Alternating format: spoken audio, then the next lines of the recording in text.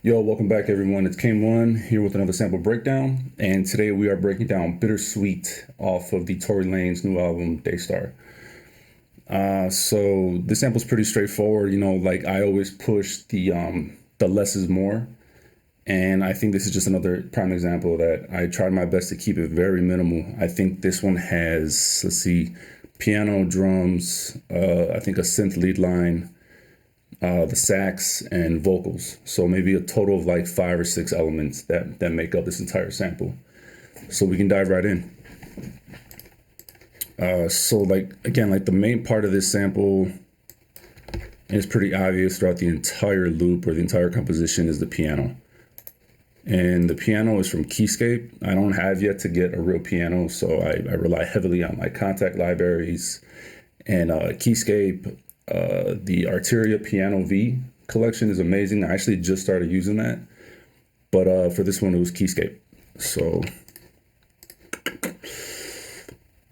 I'll play that for you right now with the effects on.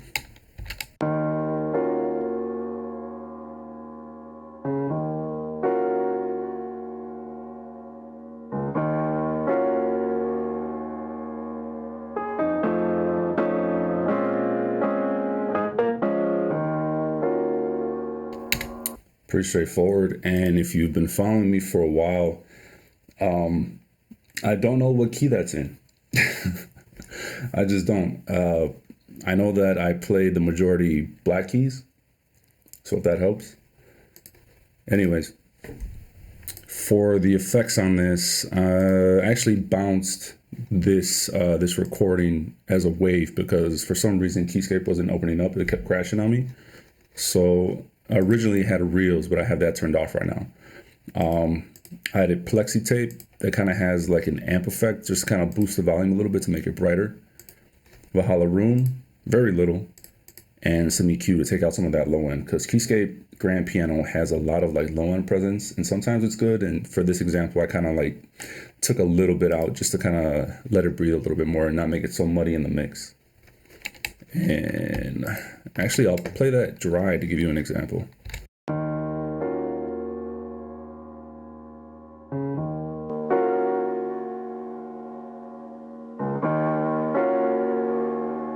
So, just a little brighter. And then we can jump right into the lead line from the Moog Sub 37. Usually, these guys already know, I love adding layers of synths. Synthesizers is like where I go to. That's like my main shit. You can see right here, that's just where I go. But for this one, I wanted to keep it simple. And I needed something for like that turnaround. I wanted some type of lead line to kind of bring it back after it looped.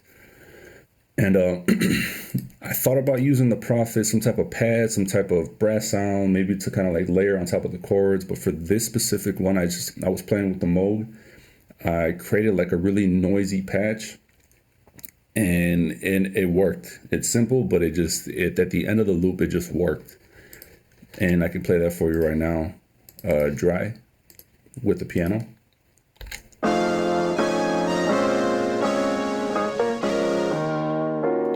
And that literally just comes in again and again after when this piano loop finishes. And actually, without the piano, if you guys are curious, let's put the effects on and I can play that soloed out.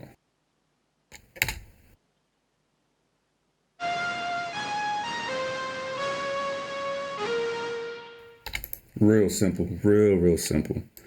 After I had that recorded, I jumped right into drums. And for drums, people always ask me, this is the secret, Addictive Drums.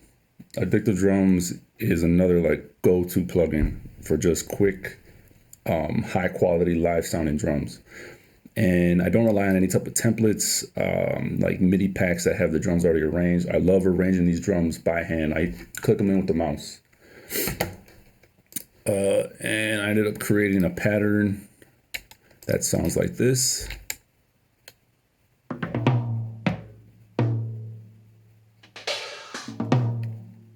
Again, to just kind of layer in with the end of that piano and with the lead line, and I'll play both or all three together now.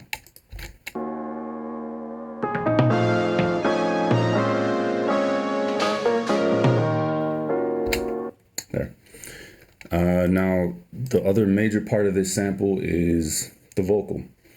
Now, the vocal was something that I wasn't sure I wanted to keep in there. It happened during like the creation process, like the process of where I was coming up with things to add in. I wasn't sure whether it'd be a vocal, synth part, saxophone, guitar. I wasn't sure what to add next, but I tried a vocal, ended up working, and I can play the first layer of that vocal now for you.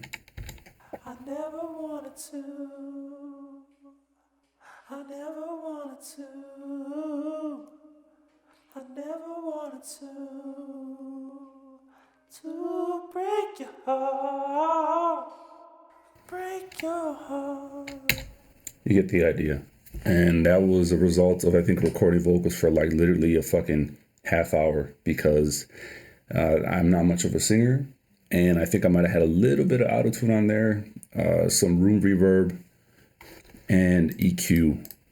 But yeah, that was that. And then honestly, I took that same recording and I pitched it down and I added another layer. I can play that for you now. I never wanted to. I never wanted to. I never wanted to. I never wanted to break your heart. Break your heart. So I can play. I'll play all the vocals for you layered together with the original recording along with the pitch down version.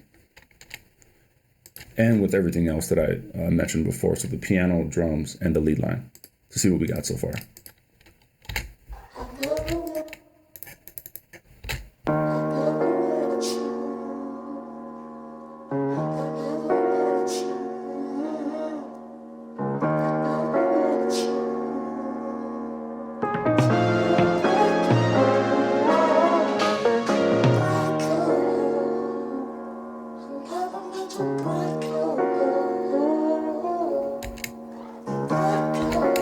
So yeah, that's about 90% of the sample. When I was making the sample, I had gotten to this point and I told myself, it's done. I don't want to add anything else. I figured this was ready to go. If I continue working on it, it's just going to make it more busy, more just clouded and muddy. But then at the same time, I had just linked up with a fellow producer. He's actually from Wisconsin who moved out to Los Angeles. His name is Curtis Crump Jr. Very talented individual. He's a real musician. He can play piano, saxophone. Like, this dude is a genius. At that time, I was sending him loops and ideas for volume 12 for him to contribute. And he was my sax guy. I sent him the loop. I want to say about a week later, he came back to me with an idea. And usually he'll send me 3 takes. 3 takes that are the exact length of the sample. That are just in, like, this man, like, will give me variations like no other. Crazy. So I went through and I found a few sections of each recording that he sent me and I compiled it together and I created a single take of sax and I layered it into the sample. And I'm going to tell you, like, the sax is what makes this shit go hard. If it wasn't for the sax, I don't know if it would be this crazy. So I'll play the sax for you soloed out.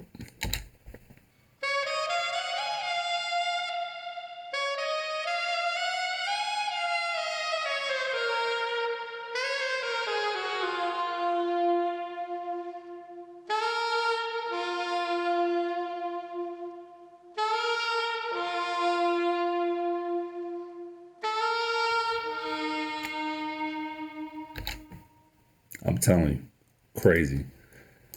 And for the sax, honestly, he sent it to me well made. Like, it was already, like, it sounded good. Whoever helped him record, if he recorded it or I think he had a friend help him actually record the sax, they did an amazing job of recording because I didn't have to do shit to it.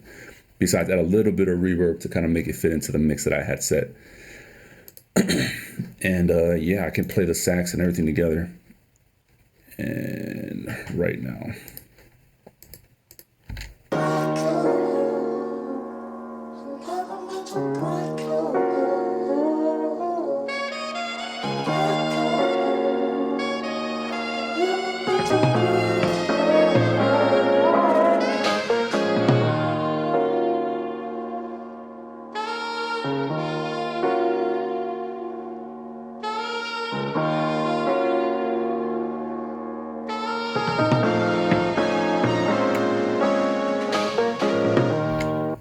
So yeah, that's pretty much it, minus a little bit of extra sauce that I added. I think I added this at the very tail end. It's not really musical, it's more like texture.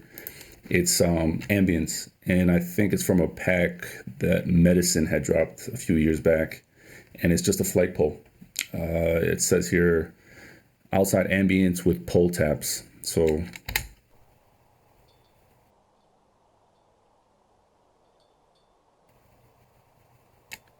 super subtle, but I added it in, and I think it adds something.